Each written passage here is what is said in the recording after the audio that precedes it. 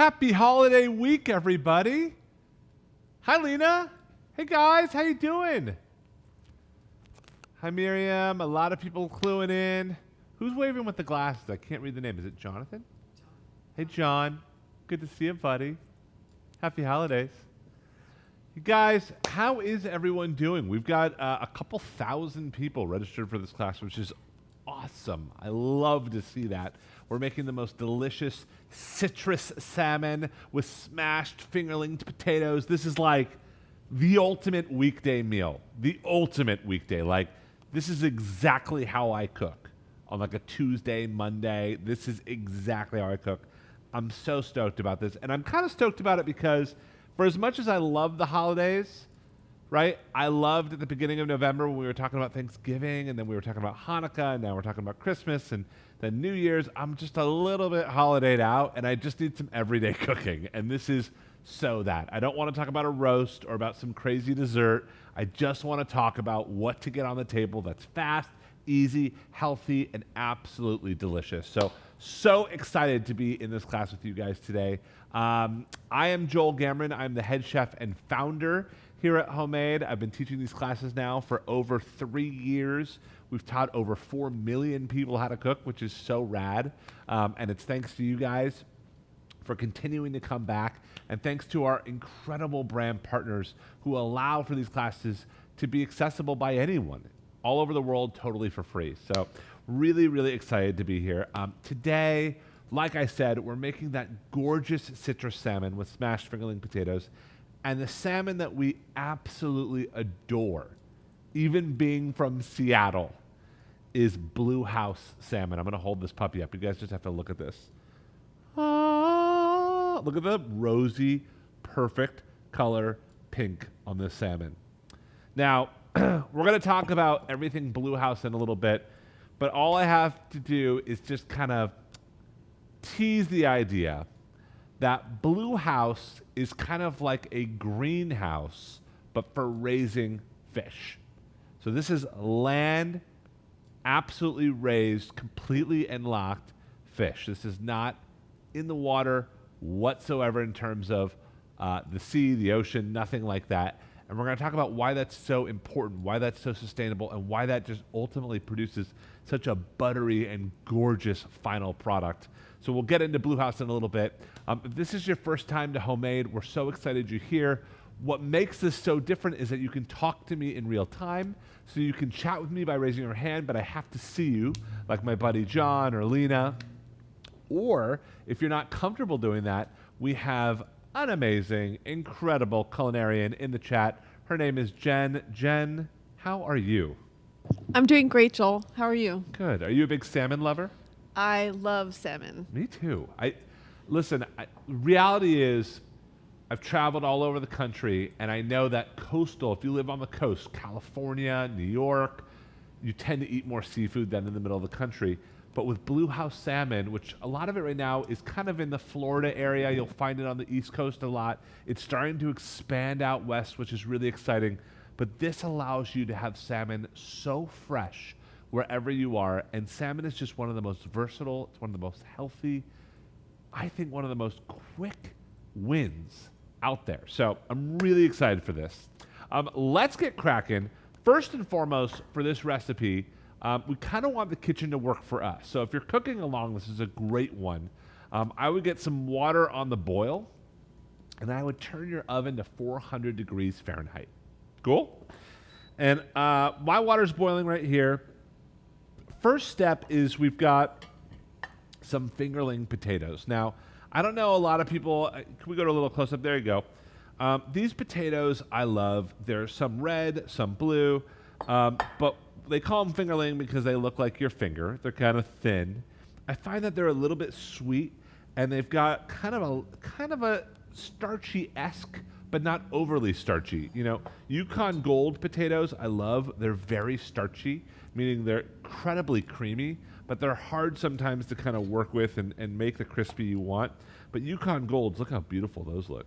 Not Yukon Golds, fingerlings, just kind of hold their shape, and they're absolutely creamy in the middle, crispy on the outside. So I really love myself some fingerling potatoes. So The recipe doesn't call for this, but just to make them cook a little faster, I cut them horizontally like this. Totally up to you. You can boil them whole. And the recipe calls for you, look at these gorgeous purple ones. The recipe calls for you to roast these afterwards. I'm going to show you how to do them on a pan, but if you want to roast them, you absolutely can. The reason why I'm doing them in a pan is because we're going to be roasting our salmon, and that's at a different temperature than the potatoes. So if you don't have 2 ovens, this is the way I would make this recipe, so it really works for you versus you working for it. And when I say that, I mean, you know, when you're cooking, guys, at home, especially if it's like a weeknight meal like this, the kitchen should be doing the majority. You shouldn't be waiting on the kitchen. The kitchen should be waiting on you, meaning things are cooking while other things are cooking, right? Things are preheating while you're chopping. So you really, really want to kind of take full advantage of the kitchen happening, making sure it's working for you. So I've got all these potatoes kind of chopped up lengthwise. I'm just going to load up a little spider here. And the reason why I don't just plop these into the hot water is because I just don't want them to splash me and get me all burnt. So I just load them in. This is called a spider. It's like a little basket, and you can just lower those in with some boiling water. All right, we're going to salt these in a sec, but again, I'm going to load up another basket full of these potatoes. I love making potatoes like this. This is the fastest, crispiest potato you can make. There's other ways to make really crispy potatoes, but this is by far the fastest. All right, so potatoes are dropped, boiling water, big helping of salt. Get them really salty. That's going to puncture the potatoes, kind of help plump them up, and really, really season them from the inside. You can always salt potatoes afterwards. That's great, like French fries and things like that. But when you boil them in salt water, they really soak it in. And it's not about having a salty potato, but you just want to taste the nuances of those potatoes. All right, so next up, we're going to work with our Blue House salmon.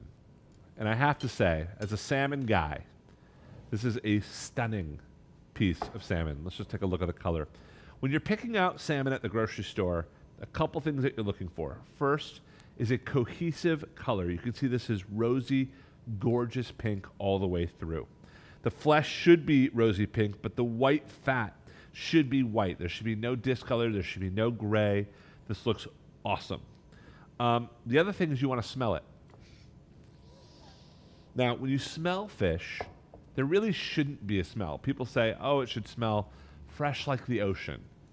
No, it shouldn't smell like the ocean. It should be kind of a neutral smell. I mean, sometimes when you smell a scallop, even if it's fresh, you get a little bit of that ocean vibe, but it should be pretty neutral. And this smells clean, absolutely fresh. Now, Blue House, mainly the way that you're going to find Blue House is in grocery stores when you go to the fish actual counter. So you have to ask for Blue House salmon. It's not like it's in a package all that time that says Blue House.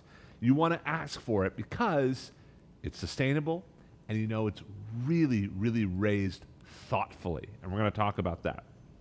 But what we're going to do is take the skin off the salmon. I think this is a really important skill to do because the reality is you pay for this when you have someone else do it. And if you can learn to do it yourself, you can save a little money and you get the gorgeous skin, which I want to show you what to do with today. So I'm going to take this stunning piece of Blue House salmon right on my board, move this puppy to the back. And then what we're going to do is, again, just take the skin off the salmon. And this is so easy.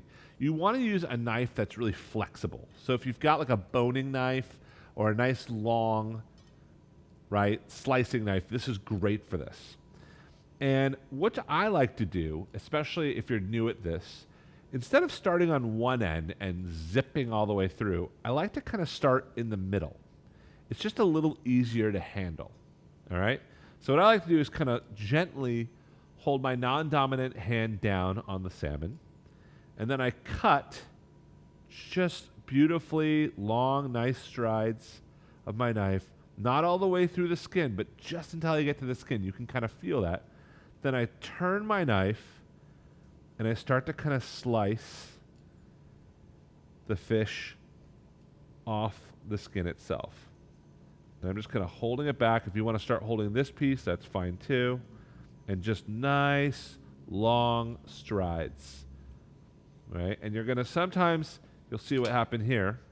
You'll get most of it, but then sometimes you get this little edge right here. And so you can either cut here or you can shave this off with your knife like this. I prefer, this is very tenuous, you can see. I prefer to kind of start again. So what I do is start here, curve my knife, and just keep going through the fish. And that's how you take, look how clean that looks. So we have two little gorgeous sides here. You can see I got almost all the flesh off the skin. I want to, in order to eat the skin, you kind of want to make sure all the flesh is off. This is a good little snack. You could save that to the side. But we've got a nice, clean, beautiful skin here. Blue House always just comes right off. This is the sign of a very healthy fish.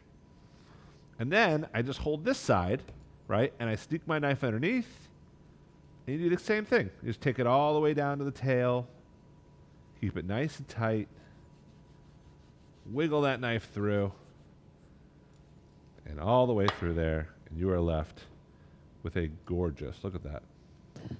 Joel, could you talk about the benefits of skin on or skin off? Yeah, I mean, health benefits or cooking benefits? Cooking. Cooking benefits, skin on is kind of like a sausage, like it keeps things very moist because it's so fatty.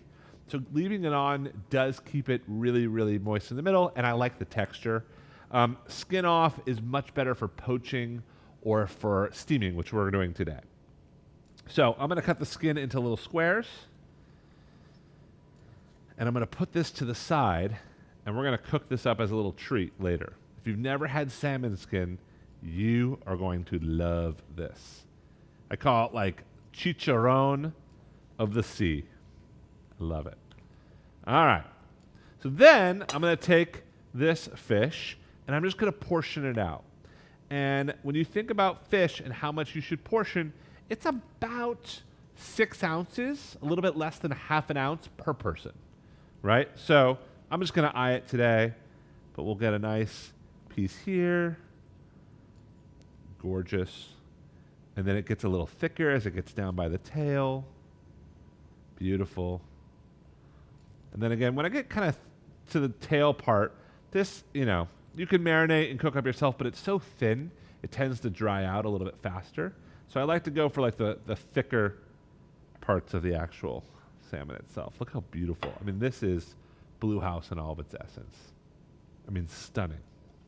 I'll do one more chop here. So what makes this different is farm salmon you guys have probably heard about, where it's out in the ocean. There's these huge, giant nets, and they raise salmon, literally, that's in the ocean, but they can't go into the ocean because they're trapped by their nets. The problem with farm salmon is there's a lot of issues in terms of predators or other types of species coming in to where the salmon is, and for those farm salmon breaking out. So there's a lot of interesting things that go, obviously, in the ocean that those salmon feed on, and a lot of them are not raised with sustainable practices. So farm salmon, although sometimes can be good, can also sometimes be, you know, a little bit sketchy and hard to find a good one. Wild salmon, although it's great, is really being overfished. So here in the Pacific Northwest, a lot of us get our salmon from Alaska. There are so many rules and regulations right now on how much salmon you can actually buy. And if you go to the grocery store, it is so expensive because they are becoming an endangered species. So we need an answer to that. And Blue House is an answer to that. You know, on 1 acre of land, they can, you know, raise more fish than we can ever in the ocean. Like, they can just completely shrink down the footprint of what it takes to raise a beautiful piece of salmon, and that is so important as we talk about sustainability and what these fish get. Now, they have fresh water. There's no other species coming in. It is a completely clean way of raising these salmon, and that is why we love it. The flavor, the quality, and the consistency is just spot on every time. I'm choosing my 3 favorite cuts here. There we go. Beautiful. All right, so I've got 3 gorgeous pieces of Blue House salmon. Those look great. We're going to cook this en papillote. Anyone know what en papillote means? Let's see how many people out there have ever heard of that before. Patty knew right away. Yeah? You're getting a lot of in paper Yeah. responses. In paper, in wrapped, right? This is a really genius way to cook fish, and this is the healthiest way you can cook fish. No question about it. So we're going to cook this fish literally wrapped in a little package of paper. All right? This is so convenient and cool. So I'm excited about this. Fish is to the side. We're going to get some ingredients ready. Now, I'm going to chop these all on the same board I chopped my salmon on because it's all going into the salmon. A lot of people ask, well, should you be chopping ingredients on a wood board? Like, should you be using salmon on a wood board? Should you be cutting meat on a wood board? Wood boards actually have a ton of great properties to make sure that microorganisms don't enter it. So a lot of people think that plastic boards are more sanitary than wood boards. That's not true, actually. The knife slots and what actually goes into there, it is totally safe, easy to sanitize, and again, there's some natural properties in wood that actually make this really, really clean. So what we're gonna do is take a little bit of, actually, the recipe doesn't call for this, but I'm doing it. I'm taking a little bit of lemon zest over my salmon. So I'm just gonna zest the lemon. I have 1 lemon for about 3 little fillets here. So I got a little lemon zest, and then I'm gonna take the lemon itself, and I'm gonna slice this as thin as I can. Right, really thin. If you wanna use a microplane, you can, but the thinner the better. You almost want this to melt in the package. Chef Joel, Ruby has a really interesting question. What do you Yeah. think about using banana leaves versus... Yeah, that's a great idea. Yeah, the goal here is to trap the steam of the fish, right? So it's not like, you know, there's flavor coming off of the actual package itself. It's more just the way we're cooking it. So banana leaves would be awesome, but honestly, tin foil is fine. You just want to unwrap it and encapsulate it. Good question. All right, I've got some garlic. So I'm going to take a couple cloves here, about 1 clove per fillet. All right? And I'm going to just open up my garlic skin, give it a quick little smash, and chop this up.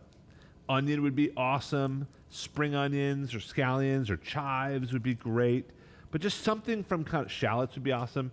Something from kind of that allium spicy family is always just welcome with fish, especially salmon. It takes it on so well. All right, so I've got some cloves of garlic. With these, I'm just going to slice it really thin, like little coins. I hold on to the little brown bit of the garlic, this little bit right here. So I hold on to that and just cut the smallest little coins. Beautiful. Put the brown bit to the side. Chop, chop, chop. And just a nice rough chop of garlic. This will steam and make everything so fragrant. Hey, Chef Joel, if people keep the skin on, is there any kind of adjustment you have to make? You know, okay, that's a great question. The reason why I took the skin off is because we're going to steam it, and steamed skin is not that great. Tastes a little floppy. So I took the skin off for this. So I wouldn't steam or do this technique with the skin on, personally. I just think it tastes a little bit soggy. Is that the wrong word? I'll go with soggy. Guys, I'm just checking the potatoes, grabbing a knife, and just seeing how tender they are. They need a little bit longer, but they're getting there. They're looking good. All right, so just to recap, we have our Blue House salmon. We just did a little bit of lemon zest over the top. It's just sitting there. We have some slices of lemon. We have a pile of sliced garlic ready to go. I've got some white wine in a bowl with a little bit of a spoon. I'm adding some chili because I love it. And I'm adding some butter because I also love it. All right? Because that's going to make it great. So up to you, though. If you want to lose the butter, lose the chili, these are just little things you can add on. And then we've got some beautiful fresh herbs. We've got some parsley. We've got some dill. So we're going to tear up some of that in there as well. So here's how we do this thing. So easy. I take a sheet of parchment paper and I cut it in half. I pick up one of these pieces, or these fillets. I lay it right in the middle. Actually, I kind of cheat it a little bit to the edge of one side. I give it a good pinch of salt over the top. Okay, I hit it with a little bit of garlic. I lay some lemon slices right over, just draping it right over the top. Look how beautiful that looks. Some chili over that. And then I tear up some dill. Rustic right over that. And you can't tell me that already doesn't look just awesome, right? I then take a little bit of white wine, about a tablespoon or two. This is gonna help it steam and kind of get the whole thing going. And then I've got my butter. Come on, baby. Just about a teaspoon or two, maybe a tablespoon, I don't know. But just a couple of globs of butter. And then all I do is I kind of, actually I'm gonna move this more in the middle. I'm deciding what technique I want to do. I'm gonna do the middle technique. There we go.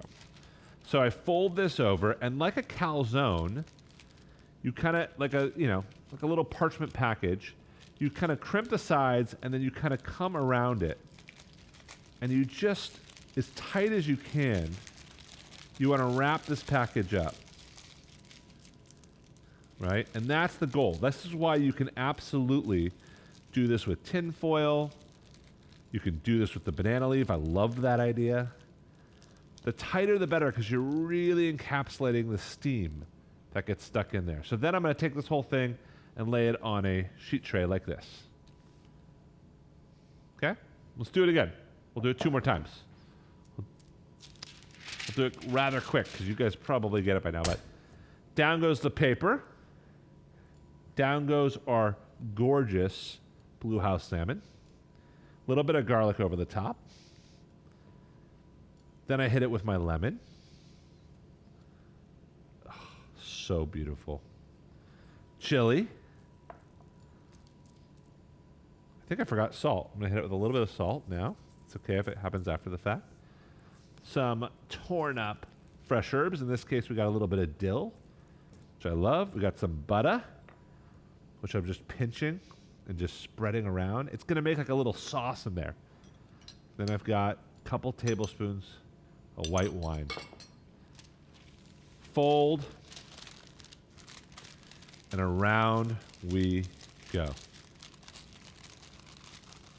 Couldn't be any easier.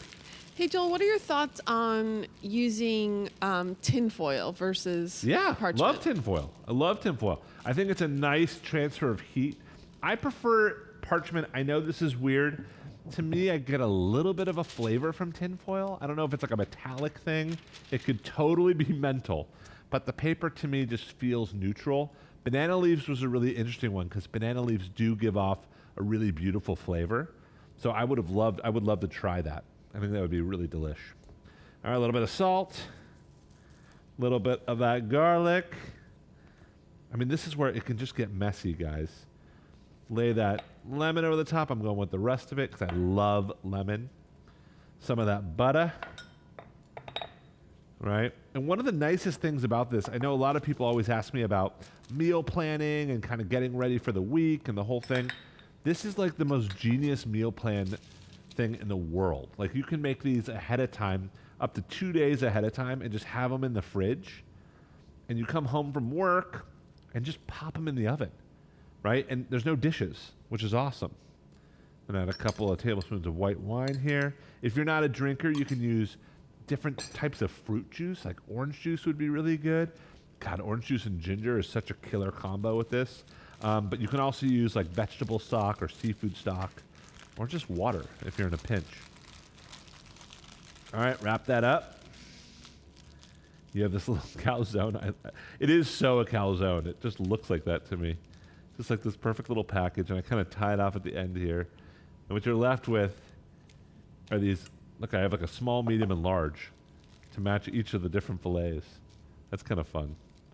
But it's really not precise, guys. It's not meant to be. This is home cooking at its best, right? The key is trap the fish right in there. Trap the fish, all right?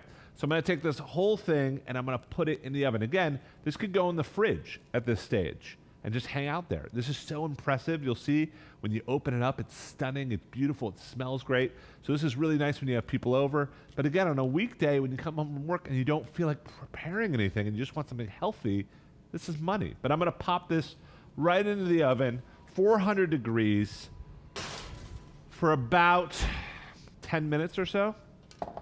Cook quick. Again, that's why I love salmon. How we doing out there? Any questions about Blue House, about their raising practices? You know, another thing that's so huge is the control. I talked about this, but this is why chefs love Blue House, and we all care about it, is because there's so much control. Not only over the water temperature, over what goes into the water, but it's about the feed, it's about the time, it's about the light, it's about everything. It is really, really controlled environment, which is what you want when you're raising a beautiful piece of fish. So the ultimate control is with Blue House, right? Even if it's farmed, it's still in the ocean. There's so much cross-contamination, and if you just start Googling, you will go down a very bad path. But those farmed salmon have a lot of issues out in the ocean, so you want to be very, very careful.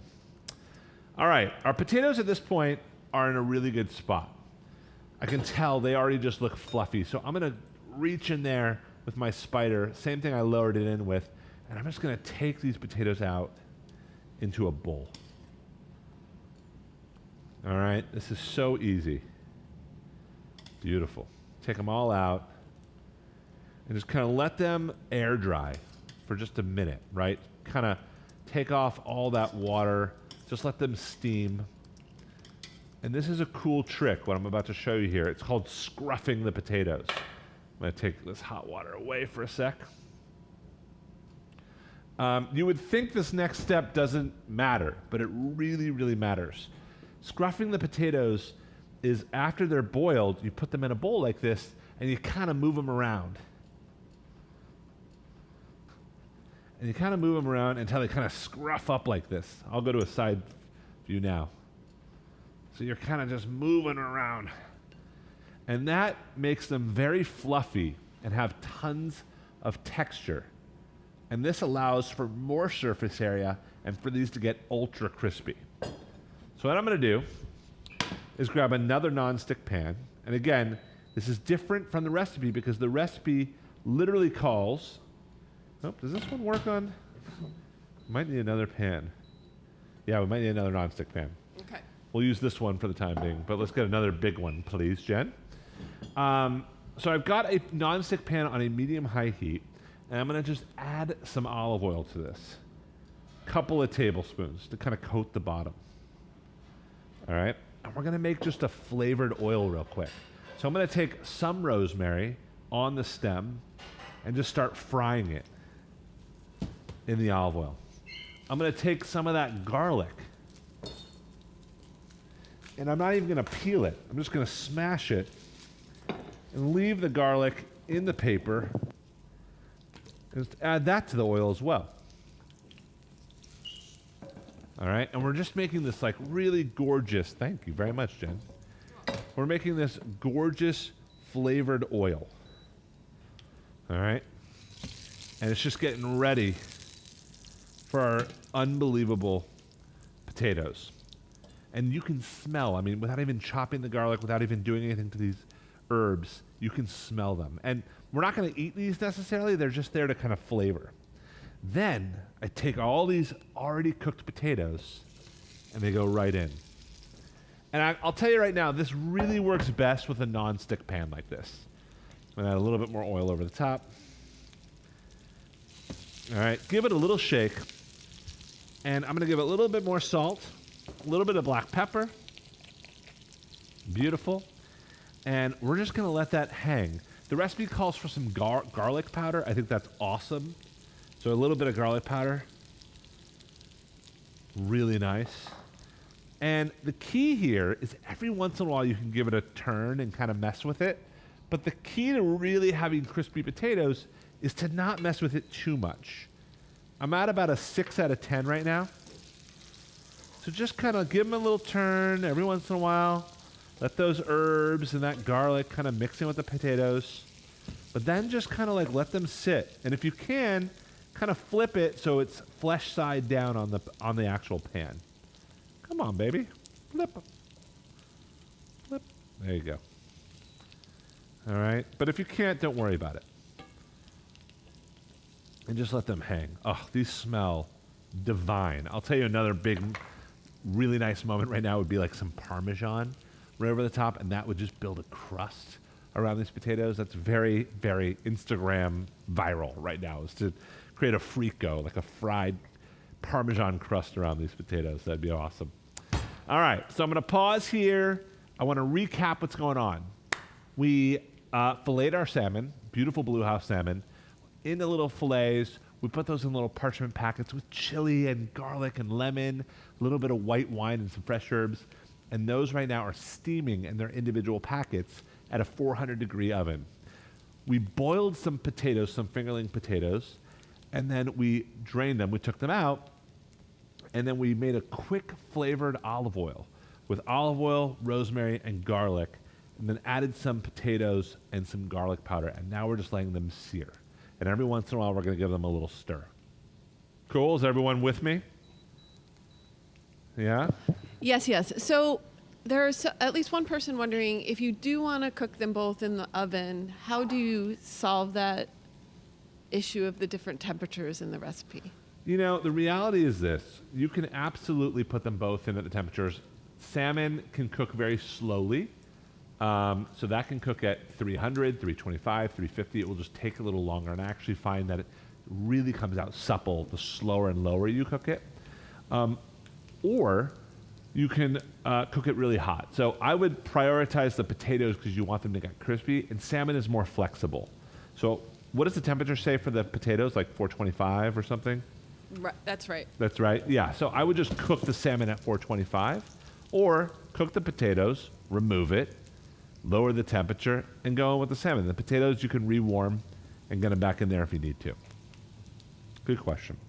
I'm going to give my potatoes a quick little stir. Oh, yes. They're starting to get super crispy and smell unbelievable. We add so much olive oil because you can see it just soaks in that olive oil. All right. So Jen got me another nonstick pan, and I wanted to show you guys what to do with the salmon's skin. Now, this is typically a Japanese technique, and in Seattle, we do call these chicharrones of the sea. And listen, when you have something like a Blue House salmon, you don't want any of that to go to waste. None of that. So let's grab a couple pieces of the skin here. I'll bring it over. And again, you're really looking for skin that doesn't have too much flesh on it. If it has a little bit, it's not the end of the world, but you want to kind of have it nice and clean like this one. There's a little bit of flesh on here, but not the end of the world. And I start skin side down, right? So right here, Luke, this side, shiny skin side down. And I go in a medium-high pan, and I just lay that in like a piece of bacon. I'll just do this piece right here. We can do two of them. Now you'll see it starts to curl. So what I like to do is grab the top of a lid and add that in there. And you'll notice I don't have to add any olive oil to this, nothing, because there's enough natural fat in the salmon skin for it to come out, right? You can add a little bit if you want, but it doesn't need it. And what's going to happen is this is going to start to render. Render means the fat of the actual salmon is going to start to slowly come out. The reason why this is not on a high heat is you don't want this to be blaring high. Otherwise, it won't dry out the skin, and you won't have that kind of cracker vibe. So we're doing this. This is exactly, by the way that I do it on the grill.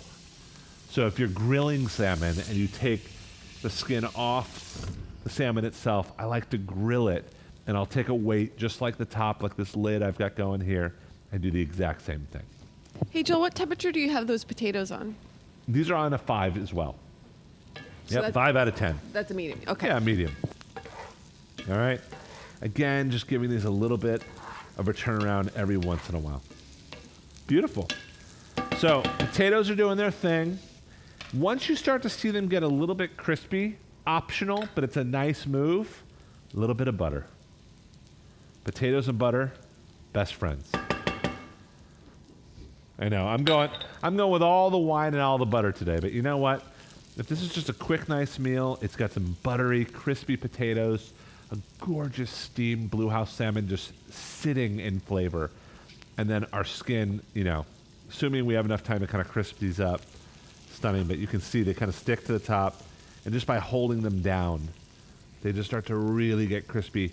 A really nice marinade for these is a little bit of soy sauce, some sesame oil, some chili flakes, some garlic, so you can marinate the salmon skin, and it's so good over salads, over rice, with scrambled eggs. Again, like treat it like bacon, like so good. All right, how we doing out there? Any questions? Then I'm gonna go check out our salmon situation. No, early on you did have some kudos for your new TV show. Oh, thank you. Yeah, I might as well talk about it real quick while we're waiting for this. So we are lucky enough to have a new cooking show out to the world. It's going to be at your local PBS station. So we're on PBS nationally. Depending on where you are is where the show is going to air. And the show is really fun. We shoot in front of a live studio audience right here in this kitchen. And we have celebrity guests. So we had Nigel Barker. We had Reggie Bush, as in the running back Reggie Bush. We had Kathy Lee Gifford, as in the journalist. Kenji Lopez Alt, as in the food writer. So we have some amazing guests, and we've already been renewed for season 2 and 3. So we're really, really excited. So you can check it out. It's called Homemade Live. Easy to remember because this is homemade. So Homemade Live, again, that will be on your local PBS, and it's just starting to kind of roll out. So if it's not to you yet, it will be shortly. All right, so potatoes are getting nice and crispy. I think we're getting kind of to the finish line with those. Those are looking awesome. The salmon skin is doing its thing. Now, what you can do kind of halfway through is give it a quick little flip. So I'll grab some tongs. You can see you're just getting a nice kind of golden color on that, and just press it down again. And that will kind of render out. Now, I will say, a lot of people ask me, how do you get the fishy flavor out of the salmon? My hands, the house, everything smells like fish. Really, the fishiness is mainly in the skin. So if you cook the salmon in papillote the way we did it in little packages, your house will smell like garlic, it will smell like chili, very lightly of the ocean, not at all fishy. The skin, however, has a lot of the oils, right? And I like that smell. It's not fishy to me, it just smells like salmon. It smells like dinner time. But a lot of people are not loving that. So that's why this is a great grilled technique. And it's also great to learn how to take the skin off the salmon like we did, because that really does help kind of make things tame in terms of smell in the kitchen. All right, let's take a look at what we got in the oven here. I'm gonna pull these puppies out. Oh, it smells so good.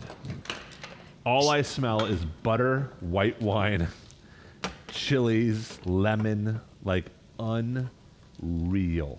One more question related to potatoes. Of course. What do you think about using duck fat versus the butter? Who asked that question? That is the best question of all time. I like it a lot. My favorite fat to use for potatoes, if you really want to do it up, is chicken fat. Duck fat is a little bit like gamey and just rich for me. Chicken fat just has that clean flavor. Also, growing up Jewish, we save the chicken fat. It's called schmaltz, and we put it on everything. So I'm used to the chicken fat, but totally up to you. It's when you use animal fats in things like potatoes or scrambled eggs or things like that. By the way, speaking of potatoes, look how crispy that got. You get a little close up there. What? Like, it would take a good 45 minutes to get that in the oven. Again, we did it stovetop so you guys can spare space and get it crispy really fast. But what I was going to say is when you use animal fats, it just makes it a little bit richer, and it gives it a little bit more body, a little bit more nuance. This is going to taste great, but it really takes it to a next level when you use bacon fat, duck fat, chicken fat, any of those. Even, honestly, fish fat is really nice. Fish fat coming right from the skin. All right. This is the moment of truth. So let's just talk real quick. I'm going to turn off my potatoes because those look crispy as all get out. Beautiful. And I'm just going to move these puppies to the side. I've got my gorgeous packets here. I want to make sure everyone can see these of our Blue House salmon. And what I like to do is just grow in there with some scissors. And I know I had some scissors somewhere right here. All right, and this is how I serve them. So totally up to you. I think this is freaking out that I have this on here. There we go. So this is totally up to you on how you can plate it. But I like to take the plate, put it right down, grab your packet. I'll grab this medium guy right here. Put it right on the plate. And then I grab some scissors and I kind of create a crosshatch.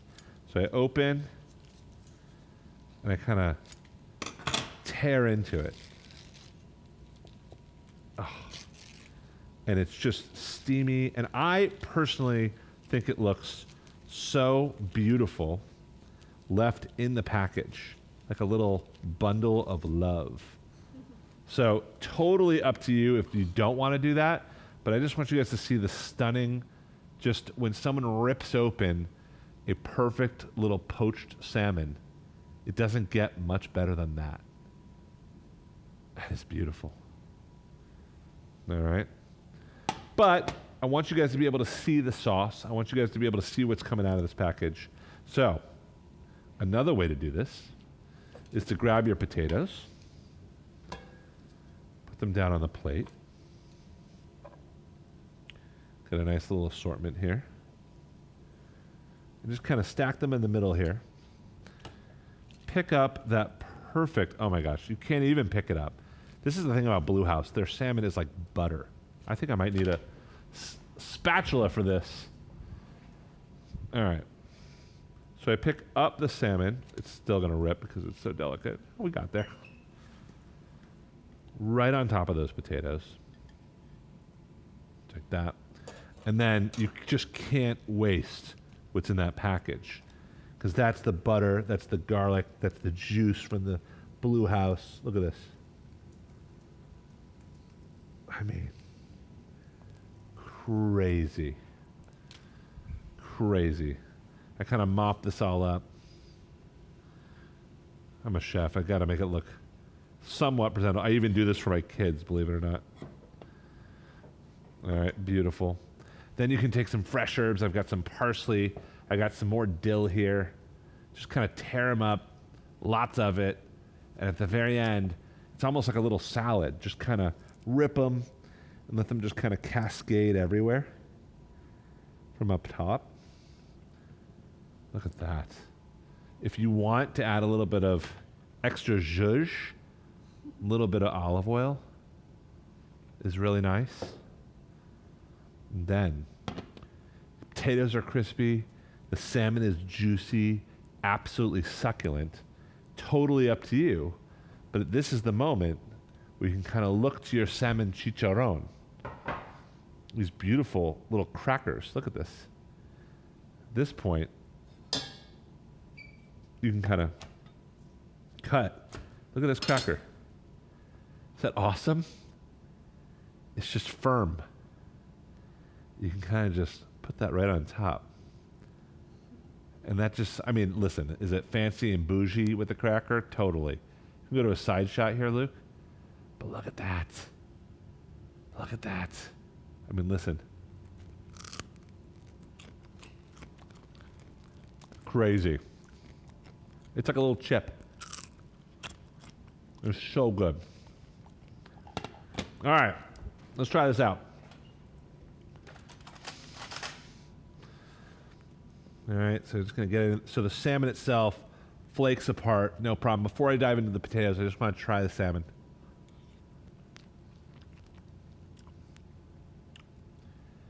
It's one of those foolproof recipes. It's what it is. It's just gonna work every single time. And it's gonna stay juicy, not dry out.